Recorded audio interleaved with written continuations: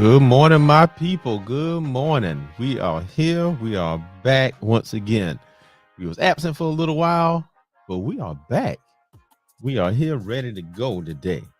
Now, let me turn that down a little bit. You know, Jay Sims the Lion, he out trying to work, trying to make some things happen.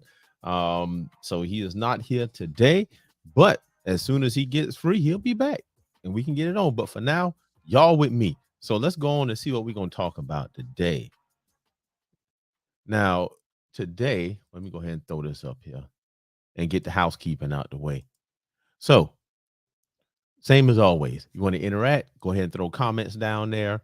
If you want to come up and talk a little bit, I'll put the link in the chat. You click it, come up, we can talk. Book studies still on Thursdays. I've been working a little bit more too myself, so we didn't have one this Thursday, but we are reading Atomic Habits by James Clear. And this is a book that's going to change your life, man. This is one of those things that if you read it, it'll change the way that you look at things. And the reason why we picked it is beginning of the year, you know, everybody talk about New Year's resolutions and all of that stuff. They set set New Year's goals. So they start setting those. But then honestly, about February, most of us don't even keep up with them. I mean, I didn't. So started reading this book to see how to create habits to make those goals you want become a natural thing to what you do.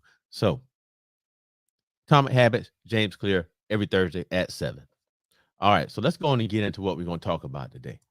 Now, I made a series called He Is Me. And what it does is highlight things that happen to a lot of guys in the media, stories from TikTok, Instagram, all that stuff. But it's to let us know that he is me. We all have a lot of the same issues, a lot of the same problems, a lot of the same thoughts. It happens. So, what I got for y'all today? I got two videos to show you. Now, the first one was posted in our Facebook group, The Book of Man, and it is very it's heartbreaking. It really is. So, let's take a look at it. All right, there we go. We have this young lady. Let me put me down in the bottom and make this a little bigger so it's easier for y'all to see. Okay. So in this video, this young lady is communicating with a son and his father. And the son has some things to say. And the father, well, this is his response. So let's watch it. Think that we should work on for you. Start with dad. You could take us to more fun places. You know, in that standpoint, I agree. But, you know, the last couple months has been hard for daddy. And I try not to let you and your sisters see that. Things is gonna get better. And you and your siblings we can get back to our normal lives. Mm-hmm. Instead of telling you no, I just try to brush it off. Because I don't like telling y'all no. But it's times that daddy don't have it. And I can't afford to take all of y'all at once. Right. But I'm trying. Mm-hmm. Yeah. And it's go around. It's gonna be back. Mm-hmm. Oh. It's gonna be back. Oh, y'all. Yeah, definitely. Yeah. Do you think that we should work on for you? So let me bring me back. All right. So that was a video. The son was talking to the father. The young lady, she looked familiar, but I don't know. I don't keep up with that stuff like that. But they were talking about how to change some things. And the first thing the son said is, you can take us to more fun places. Now, what I want to talk about is, what do we consider being a good parent? And what happens when daddy just ain't got it? What happens? In this story right here, he told his son, I just don't have enough to take all y'all. Now, I have a speculation. They didn't say it, and I would like to find the whole video, the whole interview, so I can see what exactly we're talking about. But it sounds like to me, dad, and I don't know if they're married or not. I don't know. That's neither here nor there. But it sounds like they wanted to go to places that was very expensive, and there's more than one of them. I can think of a place right off the top of my head that we normally go to that is very expensive. And it's Disney. And you already know, you go to Disney, you're going to spend about $150 a ticket. So the tickets for a family of 4, especially if they're not children, you're going to end up running $600 or $700. These days, the way prices going, these new 2023 prices, you're probably going to end up paying $1,000. And that's for 4 people. And now he was saying he don't know if he can afford to take all of them. Take everybody. Now, how many kids does he have? How many kids he trying to take?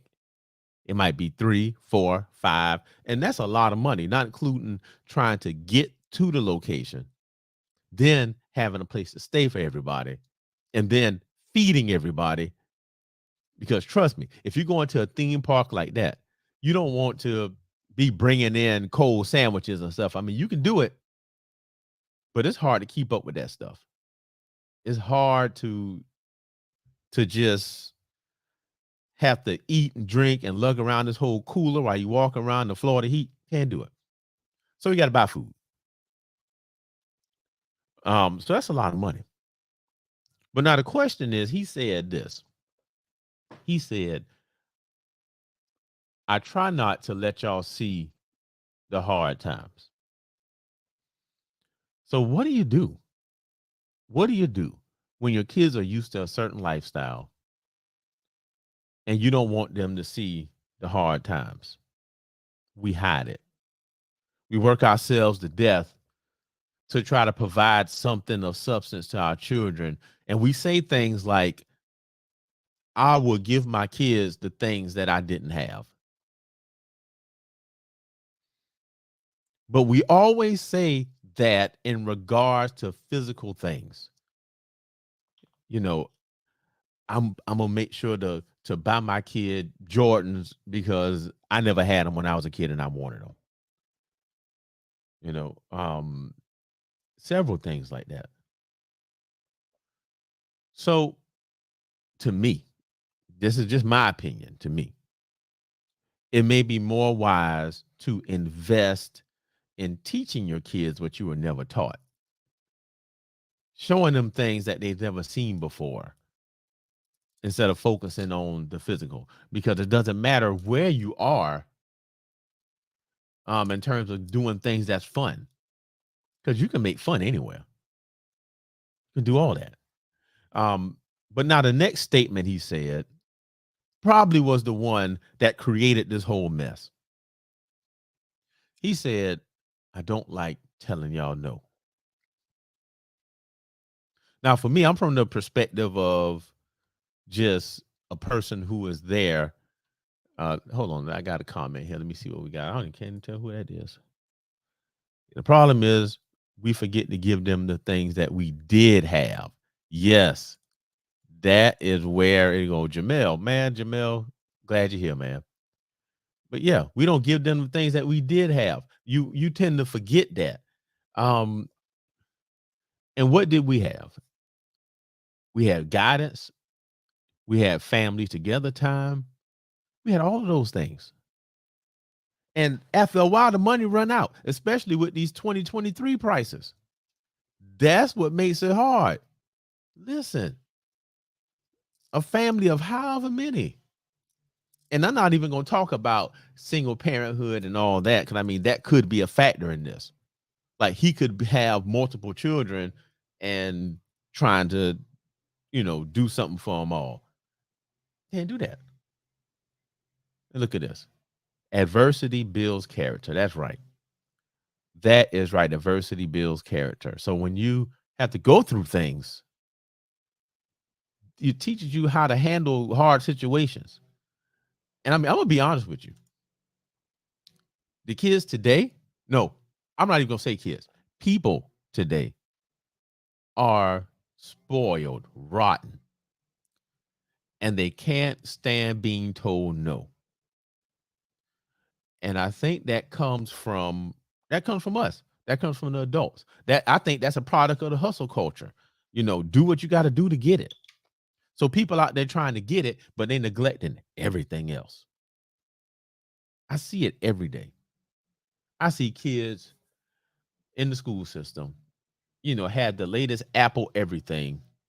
Um, you know, have all, you know, 10, 12, 13 pairs of shoes. Everything name brand, all of it. And I'm not saying that's not a bad deal. Okay, if you want that, fine. Parents are probably in the same position we in, you know, because this is a neighborhood school. But then these kids don't like to be told no. They don't know how to get through things without stuff. Tell one of those kids not to listen to their music while the teacher is teaching. They will have a fit. This is real. But dad said he can't afford everything. And that's the hard part. So the question is this. When you can't afford everything, especially in these times, it may be conducive to focus on something different. Focus on the experiences. Now, the next video I'm going to show you is going to play into that. But I mean, even something, you know what, something you never did before that doesn't cost any money. Go to a walking trail and walk somewhere and look at the scenery. You know, take a vacation in your walking vacation in your city. Take your kids that. Do things together. When I was growing up, you know what my mom used to do? We used to make pizzas from like biscuits and pizza sauce and cheese. We loved that. But it was the togetherness that made a difference. So I'm gonna show y'all this other video, and it's gonna go with this one, and then we're gonna talk about it. Here we go. We're gonna add that to the screen. All right, this gentleman here. Let me see if I can make it big. Voila. All right, let's hear what he got to say, and we're gonna compare and contrast it to the first video. So I had a conversation with my daughter on the way to school this morning. And yes, she did talk to me the entire way to school. And somehow we got to talking about wrapping Christmas presents. And you're going to have to wrap presents with mommy because I'm not very good at it. And she said to me, but Daddy, I thought you were good at everything. And I was like, what do you mean? She was like, well, you're good at cooking. You're good at fishing. You're good at dancing. You're good at singing. And you're good at being a dad.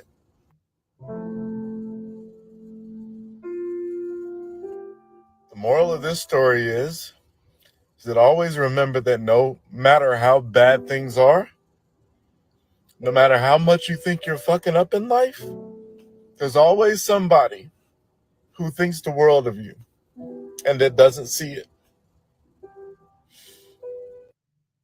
So I had a conversation with. All right.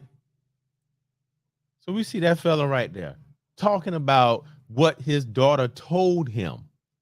And if you know about kids, when you talk to them, anything will come out their mouth, but usually when they say it, they tell the truth. And he was surprised to hear that his daughter said that he was a good dad. Most times our kids think we good at everything, man. They think that we know how to do it all. And why is that? Because they've seen us there solving problems day after day after day. I even say that about my own kids. They think I'm like invincible. And I'm the weakest man around. I get down. Things take a toll on me. I'm not as strong as some other dudes. Sometimes I just don't know. And I have to trying to figure it out. Oh yeah, Damon, it's all good. It's all good. This gonna be a short one anyway, man. But I appreciate it. When we talking about when dads ain't got it, and we just watched a video about this other gentleman whose daughter told him that he was great at being a dad and dancing and all of this stuff. But the thing is, they see us trying things and they see us figuring it out. So if these two dads from these two videos could meet, the second gentleman could tell him that it's not about what you buy them or where you take them on these lavish vacations and doing something fun. It's more about the time you spend with them and what you teach them. And that's the issue we have today. Because, again, let me put this up. Jamel said this: we forget to give them the things that we didn't have. How often that we buy our kids things and take them places and do all that, but we don't teach them how to talk to people or how to solve problems or how to deal with adversity, how to have fun when you don't have money. I mean, like I said, this guy, his daughter mentioned things about him that didn't cost money. His daughter mentioned things that didn't cost a single dime. He said he's good at dancing and being a dad. He didn't say he's good at buying clothes or taking trips. He was good at dancing. So, what makes a good dad? And this is my definition: a dad that's there, a dad that teaches with wisdom, knowledge, understanding. Dads are kind but fair. We are stern. We do it all. So if you're a dad out there, even if you think you're messing up and you can't afford to take your kids to Disney World or to buy them the new Cherry Jordans that came out, or that PlayStation 5, focus on the dad stuff. Focus on what you do with them, how they see you. Focus on what you can teach them, because that's the true generational wealth. I mean, I'm going to get on a quick soapbox right here, but let's talk about it.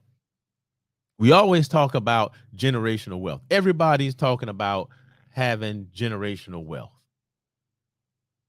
And they're focusing on things like buying land and investing in cryptocurrency and all of this stuff, trying to create generational wealth.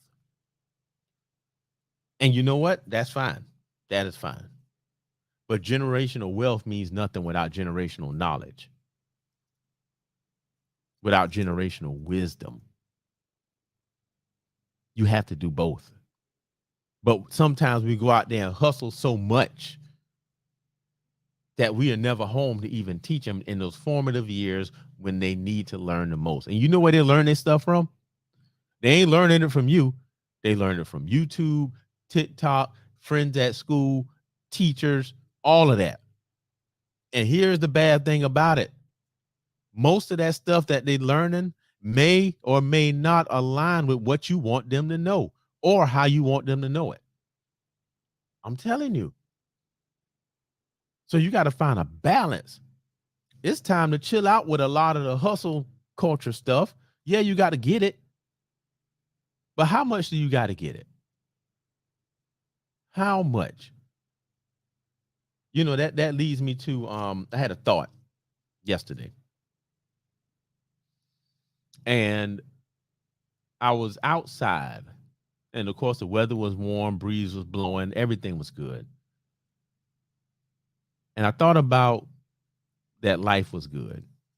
Life is real good. We are blessed to be in a place where we can have good weather. We can go outside and breathe the fresh air, do all of these things. Then I got to start thinking about what you do with your life. What are you going to do with your life? Every second that you live, every breath you take is one less second that you have in your life. So what are you going to do with the time that you have?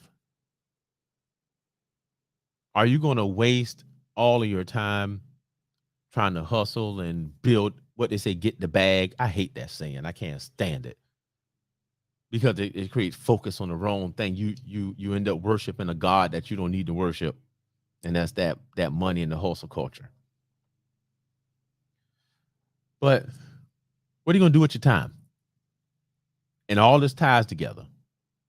Look at these two dudes we just talked about. We got one who trying to get money to buy things for his kids and to take them all kind of places. And then you got the second one who actually spends the time with his kids because all she could talk about is how he danced and the other things that he did there that didn't cost money. So when you hustle like that, your value gets tied to how much money you make, how many fun things you do, because that's what the first kid talked about. You don't take us to do fun things anymore. What you doing with your life? Every minute. If you knew how long you were going to live and you had it down to the second, and let's say you had a little countdown on your phone of your life and you could see the countdown, how would you spend your time? What would you be doing?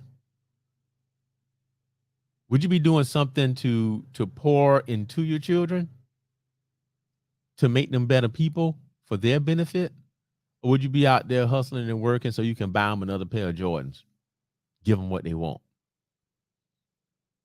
I'm serious, man. We got to think about this stuff. Or even, aside from kids, I'm going to jump off the topic here, but you have to consider how you're spending time in your life and what do you want to spend it doing? A lot of us spend our time being angry. So you wasting most of your life, you being angry and contentious, and you want to fight somebody for most of your life. You aging yourself. And the more you spend time doing that, the more you spend time worrying, the more time you spend doing all this other stuff, what happens? You shorten that lifespan. Ask anybody about stress. And most of the stress is self-imposed. We do it to ourselves. And we let other people make it seem like it's our responsibility to stress ourselves out. No, not even your children. No. Now, I can say this. My wife and I have 2 children. Of course, they're not teenage. Well, I guess they're still kind of teenagers, but they're old kids. And we've managed to do some good things with them. But we've also managed to take time and spend with them. We take time to teach them things and to show them things and to grow them up as people. We there. I mean, for me, I took the career I have now so I can be home with them and still manage to take care of everything. Now, am I a 6-figure dude? No, not even close. I mean, I make enough so we can eat, but in these 2023 prices, it ain't, it's running out. But our children are well-rounded. God entrusted them to me and my wife. And I think we did a pretty decent job. They not saying, oh, you don't take us to do fun things no more. And there was a time we didn't have it, but they never said that. You know what we do? We go watch movies together. We talk together. I used to take my kids on like weekend dates to the mall. We'll go to the mall and walk around, go to Bass Pro Shop and look at fish or something. That's free.